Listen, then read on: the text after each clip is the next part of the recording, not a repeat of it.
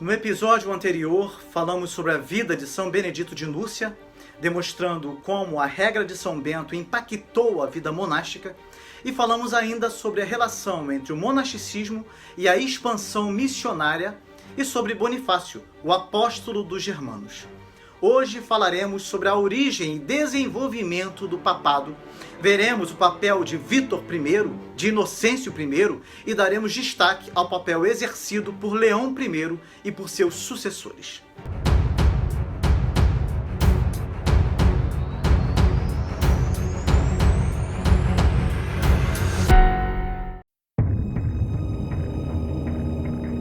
O desenvolvimento do papado foi um processo longo, iniciado no fim do século II com Vítor.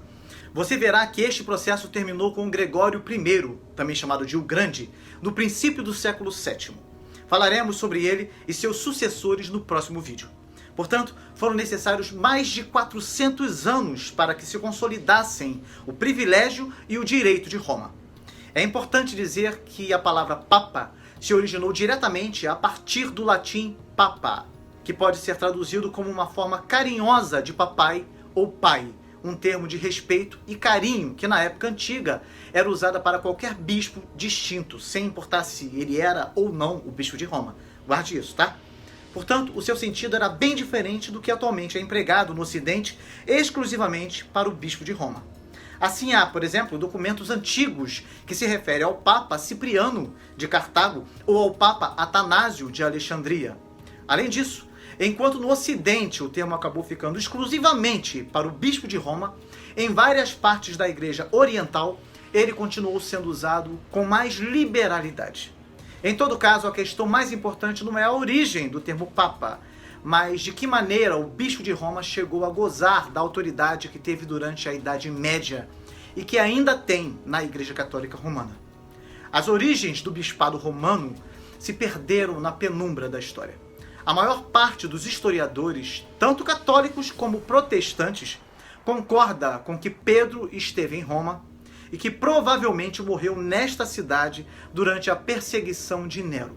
Porém, não existe nenhum documento antigo que diga que Pedro fundou a Igreja de Roma, ou que, tendo feito isso, transferiu sua autoridade apostólica aos seus sucessores. Desta forma, quando o assunto é a fundação da Igreja de Roma, não há no Novo Testamento qualquer passagem que lhe atribua um fundamento apostólico, quer de Pedro, quer de Paulo. A tradição também não é conclusiva a esse respeito.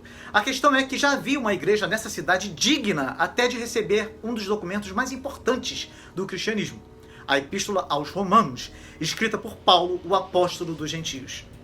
Como, pois, nasceu aquela comunidade? É bem possível que tenham sido os convertidos judeus, quando do dia de Pentecostes, vindo de Roma a Jerusalém, a fim de participarem daquela festa religiosa, que voltaram à sua cidade e, através de seu testemunho, formou-se um núcleo original que formou a Igreja de Roma. Além disso, as listas antigas que enumeram os primeiros bispos de Roma não coincidem. Há uma confusão nestas listas dos primeiros bispos de Roma. Algumas dão a seguinte linha de sucessão, sendo as datas apenas aproximadas: Lino, Anacletus, Clemente, Evaristo, Alexandre, Sisto I, Telésforo, Higino, Pio I e Aniceto. E outras listas começam a partir de Clemente. E enquanto algumas dizem que Clemente sucedeu diretamente a Pedro, outras dizem que ele foi o terceiro bispo depois da morte de Pedro. O cardeal Danielu, em sua História da Igreja, inicia a lista dos papas propriamente dita com Vítor I. É possível que a confusão surja justamente do fato de o bispo de Roma, cuja posição é tão notável no segundo século, ser pouco distinguível entre o corpo de presbíteros do primeiro século. De fato, o episcopado individual, que apareceu cedo no Oriente, não se desenvolveu em Roma até bem tarde no segundo século. Isto, por sua vez, levou alguns historiadores a considerar que talvez o bispado de Roma, em seu princípio, não tenha sido monárquico, isto é, com um só bispo, porém um bispado colegiado onde vários bispos ou presbíteros dirigiam a vida da igreja em conjunto. Seja qual for o caso, fato é que todo o período que vai desde a perseguição de Nero, em 64, até a primeira epístola de Clemente, em 96, o que sabemos do bispado romano é pouco ou quase nada. Se o papado tivesse sido tão importante desde as origens da igreja, como dizem alguns, teria deixado mais vestígios durante toda esta segunda metade do primeiro século. Durante os primeiros séculos da história da igreja, o centro numérico do cristianismo esteve no Oriente e, por isso, bispos de cidades como Antioquia e Alexandria tinham muito mais importância que o bispo de Roma. E também no Ocidente, de fala latina, a direção teológica e espiritual não esteve em Roma, mas na África Latina, que contribuiu com Tertuliano, Cipriano e Santo Agostinho. Portanto, o desenvolvimento do poder do Papa ocorreu em dois estágios. O primeiro em relação às igrejas, o segundo aos estados. Até o fim do século II, o episcopado em Roma evoluiu a ponto de Vítor I interferir nas dioceses de outras igrejas fora da Itália. Ele sentiu ter autoridade suficiente para excomungar as igrejas da Ásia Menor. Embora a posição de Vítor sobre a data da Páscoa tenha finalmente prevalecido em Niceia, no ano 325, os bispos do leste não capitularam. A questão levou mais de 100 anos para ser resolvida, e quando foi, isso não se deveu à autoridade papal. Aliás, este acontecimento demonstra que até o fim do século II, a autoridade do bispo de Roma não se estendia além das fronteiras da Itália. Esta situação começou a mudar quando o Império aceitou a fé cristã. O imperador Constantino considerava-se bispo e até bispo dos bispos em assuntos formais ou mesmo doutrinários. Sem sua permissão, não se podia reunir um sínodo. Sua atuação preparou o caminho para que o bispo de Roma se tornasse episcopum episcoporum. Pois como Roma era, pelo menos de nome, a capital do império, a igreja e o bispo desta cidade logo se viram em posição de destaque. Em todo o império, a igreja começou a se organizar de acordo com os padrões estabelecidos pelo Estado, e as cidades que tinham jurisdição política sobre uma região, logo tinham também jurisdição eclesiástica. Depois de algum tempo, a igreja estava dividida em 5 patriarcados, que tinham suas sedes em Jerusalém, Antioquia, Alexandria, Constantinopla e Roma.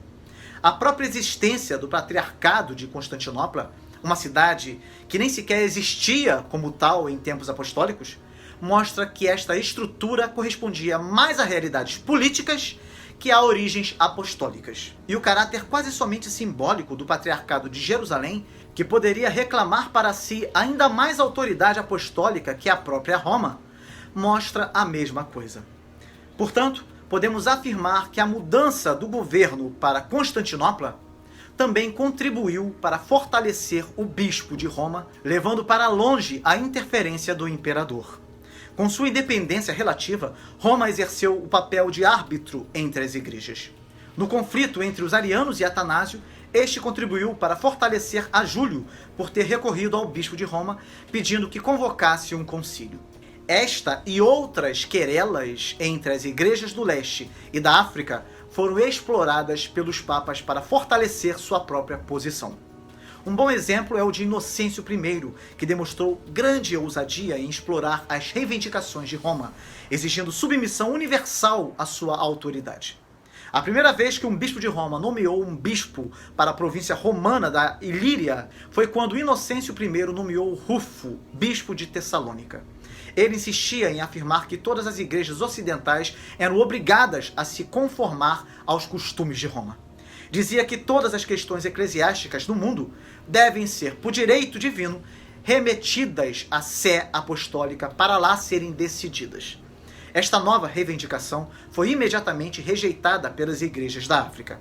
Mesmo assim, é a Inocêncio I que se deve à grandeza final da sé de Roma. Quando os bárbaros invadiram o Império, a Igreja do Ocidente começou a seguir um rumo bem diferente da do Oriente. No Oriente, o Império continuou existindo e os patriarcas continuaram subordinados a ele. O caso de João Crisóstomo, cuja vida foi retratada nesta série, se repetiu com frequência na Igreja Oriental. No Ocidente, entretanto, o Império desapareceu e a Igreja veio a ser a guardiã do que restava da velha civilização. Por isto, o patriarca de Roma, o Papa, chegou a ter o grande prestígio e autoridade. Isto pode ser visto no caso de Leão I, também chamado de Leão o Grande. Leão I nasceu no ano 400, sendo nativo de Toscana, e foi papa entre 29 de setembro de 440 até a sua morte em 10 de novembro de 461. Ele foi o primeiro a receber o título de O Grande. Ele foi considerado por muitos o primeiro papa no sentido corrente do termo. Ele também é considerado um doutor da Igreja. Veremos mais adiante sua intervenção nas controvérsias cristológicas que dividiram o Oriente durante seu tempo. Ao estudarmos estas controvérsias e a participação de Leão, duas coisas ficam claras. A primeira é que sua autoridade não era aceita pelas partes em conflito somente pelo fato de ele ser o bispo de Roma. Enquanto os ventos políticos sopraram na direção contrária, Leão pouco pôde fazer para impor sua doutrina ao resto da igreja, particularmente no Oriente. E quando, por fim, sua doutrina foi aceita, isto não aconteceu porque ela provinha do Papa, mas porque coincidiu com a do partido que no fim conseguiu sair vitorioso. A segunda coisa que se nota é que, apesar de Leão não poder fazer valer sua autoridade de maneira automática, esta autoridade aumentou por ter sido utilizada em prol da ortodoxia e da moderação. Portanto, as controvérsias cristológicas, ao mesmo tempo que nos mostram que o Papa não tinha jurisdição universal, nos mostram também como sua autoridade foi aumentando. Porém, enquanto que no Oriente duvidava-se de sua autoridade, em Roma e vizinhanças, esta autoridade se estendia até além dos assuntos tradicionalmente religiosos. Em 452, os hunos, sob o comando de Átila, invadiram a Itália e tomaram e saquearam a cidade de Aquileia. Depois desta vitória, o caminho para Roma estava aberto, pois em toda a Itália não existia nenhum exército capaz de barrar-lhes o caminho até a velha capital. O imperador do Ocidente era um personagem débil e sem recursos, e o Oriente tinha dado a entender que não prestaria nenhum socorro. Nestas circunstâncias, Leão partiu de Roma e foi até o acampamento de Átila para falar com o chefe bárbaro que todos temiam como o chicote de Deus. Não sabemos o que Leão disse a Átila. Conta a lenda que quando o Papa se aproximou, junto dele apareceram São Pedro e São Paulo, ameaçando Átila com uma espada. Em todo caso, fato é que Átila, depois deste encontro com Leão, abandonou sua intenção de atacar Roma e mudou com seus exércitos para o norte, onde morreu pouco depois. Leão ainda ocupava o trono episcopal de Roma quando os vândalos tomaram a cidade no ano 455. Nesta ocasião, o Papa não conseguiu salvar a cidade das mãos dos seus inimigos. Porém, pelo menos foi ele quem negociou com Genserico, o chefe vândalo, e conseguiu que ele proibisse incêndios e assassinatos. Apesar de a destruição causada pelos vândalos ter sido grande, ela poderia ter sido muito maior se Leão não tivesse intervindo. Tudo isto nos mostra que em uma época em que a Itália e boa parte da Europa Ocidental estavam atoladas no caos, o papado preencheu o vazio, proporcionando certa estabilidade. Esta foi a principal razão por que os papas da Idade Média alcançaram um poder que os patriarcas de Constantinopla, Antioquia ou Alexandria nunca tiveram. Leão, porém, não baseava sua autoridade somente em considerações políticas. Para ele, a autoridade do bispo de Roma sobre todo o restante da igreja era parte do plano de Deus. Jesus Cristo tinha dado a São Pedro as chaves do reino e a providência divina tinha levado o velho pescador à capital do império.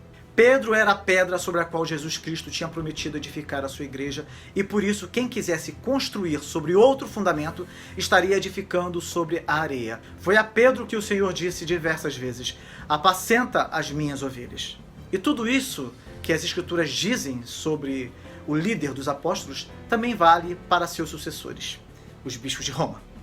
Por isso, a autoridade do Papa não advém simplesmente do fato de Roma ser a antiga capital do Império, nem que na época não havia em todo o Ocidente quem pudesse dirigir os destinos da sociedade, mas era parte do plano de Deus e existiria para sempre, pois as portas do inferno não prevaleceriam contra a igreja. Foi esse o entendimento defendido por eles, mas esse não é o entendimento defendido pela igreja reformada de forma alguma.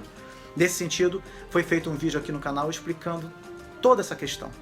Então, na verdade, foram dois vídeos, um falando sobre Pedro, se ele é a pedra mesmo ou não, e outro exatamente abordando o tema das chaves. Se você ainda não assistiu, é só acessar as playlists aqui do canal e assistir o quanto antes. Como vemos, Em Leão, encontramos os principais argumentos que, através dos séculos, seriam reunidos a favor da autoridade papal.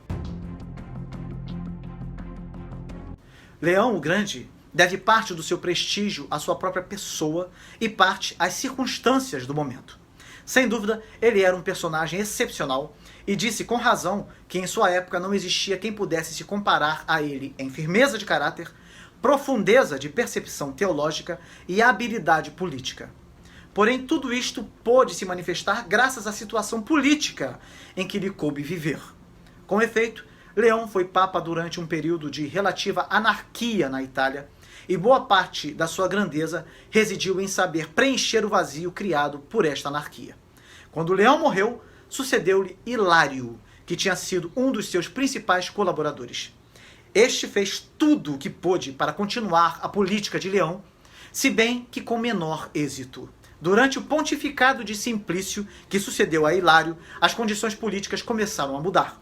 No ano 476, Odoacro, depois o último imperador do Ocidente, como já vimos. Na teoria, isto queria dizer que agora todo o império estava de novo reunido debaixo do imperador que residia em Constantinopla. Na verdade, quem governava era Odoacro e os demais chefes bárbaros, como monarcas independentes, apesar de dizerem que governavam em nome do imperador. Portanto, sempre que estes monarcas eram fortes, faziam sombra ao Papa, esforçando-se por manejá-lo de acordo com suas próprias intenções. Em outras ocasiões, porém, não havia poder político algum capaz de sobrepor ao caos, e então os papas se viam na obrigação e na oportunidade de preencher este vazio. Na época de Simplício e dos seus sucessores Félix III, Gelásio e Anastácio II, as relações entre os papas e os imperadores de Constantinopla foram bastante tensas, pois os imperadores tratavam de conquistar a simpatia dos monofisitas da Síria e do Egito, e os papas de todo o Ocidente cristão se opunham a esta política. Como veremos um pouco mais adiante nesta série, o monofisismo era uma das doutrinas resultantes das controvérsias cristológicas que abalaram o cristianismo de fala grega durante o século V. Se bem que esta doutrina foi condenada oficialmente pelo Concílio de Calcedônia em 451, ela ainda contava com numerosos adeptos no Egito e na Síria. Como estas províncias faziam parte das mais ricas regiões do Império, os governantes de Constantinopla fizeram tudo o que podiam para granjear para si a boa vontade dos monofisitas, o que, por sua vez, criou tensões entre os papas e os imperadores. Por outro lado, na época de Félix, os godos invadiram a Itália sob o comando de Teodorico. No ano 493, Teodorico era dono de quase toda a península. Como os godos eram arianos, sempre temiam que seus súditos italianos conspirassem a favor de Constantinopla, e por isso Teodorico e seus sucessores viram com bons olhos as desavenças entre os papas e os imperadores e trataram de fomentá-las. Lembremos-nos também que foi Teodorico quem mandou prender e matar Boécio, suspeitando que seu ministro conspirava para trazer de volta o poder imperial. Antes da vitória definitiva de Teodorico, o Papa Félix III tinha rompido relações com o patriarca de Constantinopla, Acácio. Isto é o que os historiadores ocidentais conhecem pelo cisma de Acácio, enquanto os orientais culpam o Papa pelo cisma. Agora, com os interesses de Teodorico e dos seus sucessores, o cisma se perpetuou. Em 498, quando morreu o Papa Atanásio II, a tensão entre godos e bizantinos resultou na existência de dois papas rivais. Enquanto os godos e boa parte da população romana apoiava Símaco, que os católicos até hoje consideram como verdadeiro papa, o governo de Constantinopla sustentava Lourenço. Nas ruas de Roma, houve conflitos armados em que morreram várias pessoas. Uma série de concílios se reuniu para resolver esta questão, até que, por fim, Símaco saiu vencedor. Sob o sucessor de Símaco, Hormisdas, a situação começou a mudar. O novo imperador Justino começou a se interessar cada vez mais pelo Mediterrâneo ocidental, e nesse intento se aproximou do Papa. O sucessor de Justino, seu sobrinho Justiniano, seguiu esta política muito mais ativamente, e sob seu governo o antigo Império Romano gozou de uma breve reascensão. Depois de uma série de negociações, e ainda enquanto Hormisdas era papa, o cisma entre Roma e Constantinopla foi eliminado. No começo, o rei godo Teodorico se opôs a esta aproximação entre seus súditos e as autoridades imperiais. Porém, mais perto do fim de seus dias, ele começou a suspeitar que os católicos conspiravam para derrubar o governo dos godos e devolver a Itália ao Império. Foi então que ele mandou prender e matar a Boécio. Pouco depois, Teodorico enviou o Papa João I como embaixador para Constantinopla, e quando este voltou sem conseguir tudo o que o rei queria, o rei o condenou à prisão, onde morreu. Conta-se que Teodorico estava empenhado a entregar todas as igrejas de Ravenna aos arianos quando a morte o surpreendeu. A morte de Teodorico iniciou o ocaso do rei godo na Itália. Teodorico morreu no ano 526 e em 535 o general constantinopolitano Belisário já tinha conquistado a maior parte da península. A despeito de se esperar que a nova situação política resultaria proveitosa para o papado, isto não ocorreu. Somente em seus últimos anos de vida, o ariano Teodorico permitiu aos seus súditos ortodoxos que seguissem a sua própria consciência em questões de fé. Agora, o imperador ortodoxo Justiniano, supostamente aliado do Papa, impôs ao Ocidente o costume oriental de colocar os rendimentos da Igreja nas mãos do Estado. O resultado foi toda uma sequência de papas que não passaram de títeres do imperador e da sua esposa Teodora. Os poucos que ousaram tentar interromper essa sequência sofreram o peso do desagrado imperial. Em meio às controvérsias teológicas da época, alguns destes papas escreveram páginas tristes da história do papado, como veremos mais adiante nesta série. O domínio bizantino sobre a Itália, entretanto, não durou muito. Como já dissemos antes, o último baluarte godo foi conquistado pelas tropas imperiais no ano 562 e já 6 anos depois os lombardos invadiram o país. Seu poderio era tal que, se tivessem continuado unidos, não teriam demorado em conquistar toda a península. Eles, porém, se dividiram depois das suas primeiras vitórias, e a partir de então, as suas conquistas foram esporádicas. Em todo caso, a presença dos lombardos e as guerras constantes que esta presença acarretou obrigaram os papas a se ocuparem não só das questões religiosas, mas também da defesa de Roma e circunvizinhanças. Quando Justiniano morreu, o Império Oriental começou de novo a decair, e em pouco tempo a sua autoridade na Itália era quase nula. O exarcado de Ravenna, que teoricamente pertencia ao Império, se viu obrigado a se defender contra os lombardos por conta própria. O mesmo podemos dizer de Roma, sob a direção do Papa. Quando Benedito I faleceu no ano 579, as tropas lombardas assediaram a cidade. Seu sucessor, Pelágio II, salvou-a oferecendo aos lombardos altas somas em dinheiro. Além disto, já que Constantinopla não lhe enviava ajuda, Pelágio II iniciou negociações com os francos para que estes atacassem os lombardos pelo norte. Estes contatos iniciais ainda não levaram a ações militares, mas serviram de sinal para o que sucederia várias gerações mais tarde, quando os francos se transformaram nos principais aliados do papado. As coisas estavam assim, quando uma terrível epidemia irrompeu na Itália. Pelágio II fez tudo o que podia para enfrentar este novo desafio, mas acabou ele mesmo sucumbindo à peste. Era o ano de 590 e o eleito para sucedê-lo seria um dos maiores papas de todos os tempos, o Papa Gregório o Grande. Falaremos sobre ele e seus sucessores no próximo vídeo. Diga o que você achou desse vídeo, deixe o seu like, compartilhe e se inscreva no canal caso você ainda não seja inscrito, para que você possa estudar a Bíblia versículo por versículo e a história do cristianismo em ordem cronológica aqui conosco. Que Deus te abençoe muito e até o próximo vídeo com a graça de Deus.